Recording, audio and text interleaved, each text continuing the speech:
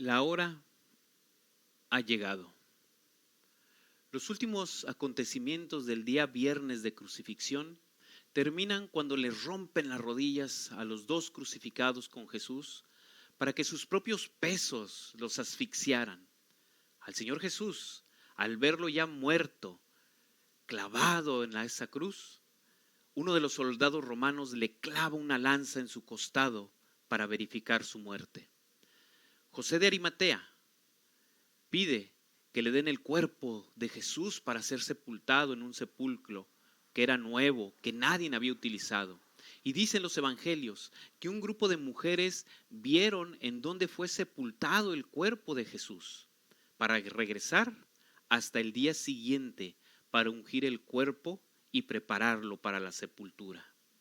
El día sábado inicia el evangelio de Mateo, reuniéndose los principales sacerdotes y los fariseos ante Pilatos para pedir que se asegurara el sepulcro con guardias, pues se acordaron que dijo que al tercer día resucitaría. Entonces ellos fueron y aseguraron el sepulcro, sellando la piedra y poniendo una guardia de soldados romanos. Aquellos principales sacerdotes y fariseos recordaban las promesas del Señor Jesús y se previnieron para que no fueran sorprendidos. Mientras los discípulos, tristes, escondidos, las mujeres llegando muy de mañana para ungir con aceites y especias aromáticas al muerto. El Evangelio de Mateo, capítulo 28, versículos del 1 al 7, habla de estos acontecimientos. Pero gloria a Dios, porque nuestro Señor Jesucristo resucitó en el primer día de la semana. La tumba estaba vacía y gloria a Dios. Y nos encontramos muy de mañana, el primer día de la semana, para tener un encuentro con Cristo resucitado, con el Rey de Reyes y Señor de Señores, y que ha vencido a la muerte y al pecado y a Satanás. Así como aquel día llegó un ángel del Señor descendiendo del cielo para remover la piedra, el día de hoy está el Espíritu Santo para remover la piedra de nuestros corazones y creer en Él. Y creer en que Él seguirá removiendo cada una de nuestras impurezas, cada una de nuestras imperfecciones, y que nos irá perfeccionando día a día. Porque dice la Escritura, porque el que comenzó la buena obra en nosotros, la perfeccionará hasta el día de Jesucristo. Y gloria a Dios, porque Cristo vive, ya no hay temor a la muerte. Dice el apóstol Pablo, escribiendo en la primera carta a los Corintios, capítulo 15, versículos 20 al 22. Mas ahora Cristo ha resucitado de los muertos, primicia de los que durmieron es hecho. Porque por cuanto la muerte entró por un hombre, también por un hombre la resurrección de los muertos. Porque así como en Adán todos mueren, también en Cristo todos serán vivificados. Gloria a Dios. En el Evangelio de Juan, en esa famosa oración sacerdotal del capítulo 17, a veces es difícil de entender los primeros versículos, pues como podemos imaginar que mediante el sacrificio y la muerte tan cruel se pueda glorificar el nombre de Dios. ¿Cómo entender que por la muerte se ha glorificado Cristo? ¿Y cómo entender que la gloria que recibió Cristo del Padre se nos da a nosotros por el creer en Él? Al escudriñar la Escritura en el Evangelio de Juan, y cuando leemos la hora ha llegado, podemos escudriñar en el capítulo 17, versículos del 1 al 5, y poder leer la palabra de Dios Porque el Señor Jesús, a unas horas antes del sufrimiento y de su muerte, el Señor Jesús, levantando su mirada al cielo y orar al Padre Celestial, el Señor Jesús dice en oración: la hora ha llegado, glorifica a tu Hijo. ¿Qué quería decir el Señor Jesús cuando hablaba de la cruz como su gloria y su glorificación? La cruz fue la gloria de Jesús, porque fue en ella donde mostró supremamente su majestad y desde donde atrae para sí el reconocimiento, el amor y la lealtad de la humanidad.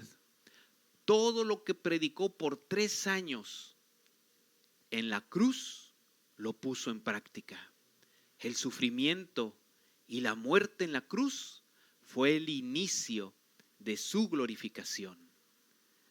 El Señor Jesús, en oración, le pide al Padre Celestial: glorifica a tu Hijo, para que también tu Hijo te glorifique a ti. La cruz no era el final, era el inicio. Habría de seguirle la siguiente prueba, la resurrección, que sería el restablecimiento y confirmación de Jesús como el Hijo de Dios, el ungido de Dios, el Mesías, el Cristo, el que viene en el nombre de Dios. De esta manera, el Padre Celestial sería glorificado por el Hijo. El centurión romano, al pie de la cruz de Cristo, dio gloria a Dios, porque verdaderamente era el Hijo de Dios.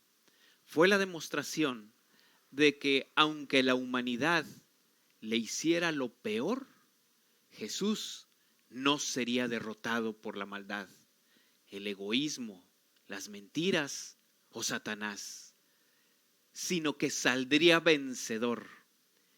Y el Padre es glorificado en el Señor Jesús. Para nuestro Señor Jesucristo, la cruz era el camino de vuelta a casa. El Señor Jesús dice: ahora pues, Padre, glorifícame tú al lado tuyo, como aquella gloria que tuve contigo antes que el mundo fuese. La preexistencia de Cristo, el eterno, 100% hombre en la encarnación y 100% divino en su esencia. El Señor Jesús vino de Dios y volvió a Dios. La obra gloriosa entre su venida y su vuelta culminó en la cruz. El Señor Jesús le dice al Padre: he acabado la obra que me diste. Hermanos, la cruz era la puerta de entrada a la gloria. Para Jesús la cruz fue su vuelta a Dios. La glorificación no es un fin egoísta, sino que tiene un propósito: que el Hijo glorifique al Padre, habiendo acabado la obra encomendada en la tierra. Los acontecimientos del sufrimiento y la muerte del Señor Jesús también en esta oración declara muy importante para entender nosotros hoy la resurrección. Primeramente, la vida eterna no hubiera sido posible sin la glorificación de Cristo en la cruz, por todo lo que ya se ha mencionado a lo largo de este tiempo. Pero también la glorificación de Cristo es por medio del cumplimiento de la resurrección al tercer día, muy de mañana al primer día de la semana. Y finalmente, ya para terminar esta primer parte, dice el Señor Jesús en oración: y esta es la vida eterna, que te conozcan a ti, el único Dios verdadero, y a Jesucristo, a quien has enviado. La obra de salvación de la humanidad, planeada por Dios desde el huerto del Edén, anunciada por los profetas de Dios en el Antiguo Testamento, y el cumplimiento en la glorificación de Cristo en la cruz y en la resurrección, está concluida. Hermanos, amigos, el acceso a la vida eterna para cualquier persona se ha abierto por la glorificación del Hijo de Dios. Este conocimiento, que aquí se dice constituir la vida eterna, es la enseñanza en el Evangelio de Juan, un conocimiento vital, un conocimiento íntimo, amoroso, no abstracto. Es un conocimiento que es vida, con palabras de vida eterna. Pero aquí hay un detalle que dice, y esta es la vida eterna, que te conozcan a ti y a Jesucristo. Y esto, hermanos, hermanas, amigos, amigas, este es un momento para reflexionar y ponernos a pensar, ¿a cuánta gente conoce usted? ¿A cuánta gente conoce? Por ejemplo, yo conozco gente en la Ciudad de México, conozco gente en Ensenada, conozco gente en Maneadero, en Tecate, en Ciudad Constitución. Tengo en mi Facebook 230 amigos, en Instagram, en TikTok, en X, en Discord, etc. En WhatsApp, 199 amigos. Contactos en el teléfono, 277. Y aparte, ya eliminando comercios, oficinas, establecimientos, etcétera, ¿a cuánta gente conoce o tiene de contacto? ¿Cuántos de todos estos contactos, que yo sé que usted tiene más que yo, cuántos de todos esos contactos en verdad tiene una relación personal con todos ellos? ¿Cuántos realmente se comunican con usted? Algunos los conocemos porque alguna vez tuvimos algún trato lejano o de ocasión. Algunos otros los conocemos porque somos compañeros de trabajo, de escuela, en la iglesia, pero cuando termina la actividad no los vemos hasta el próximo día de trabajo, o ahí nos vemos y los vemos hasta la próxima clase o hasta el próximo domingo en el templo. ¿Con cuántos conoce realmente? ¿Con cuántos comparte parte de su vida? Hay algunos de estas personas que son lejanos, de ocasión, algunos que los conocemos un poco y algunos otros los conocemos porque hablamos con ellos seguido, nos llamamos para reunirnos, para platicar, para pasar un buen tiempo, pasar tiempo de comunicación, tiempo de calidad. Yo creo que usted puede hacer este ejercicio con todos los conocidos que tiene, con todos los contactos, con todos los amigos, con todos los que tiene ahí. Porque la pregunta es para cada uno de nosotros. ¿Cómo conozco al Dios Todopoderoso y a su Hijo Jesucristo? Durante todos estos años de vida cristiana, ¿cómo es su relación con el Padre Celestial? ¿Cómo es su relación con el Señor Jesucristo? ¿Lo conozco muy lejano de ocasión? ¿Lo conozco al Señor Jesús, al Padre Celestial, al Espíritu Santo un poco?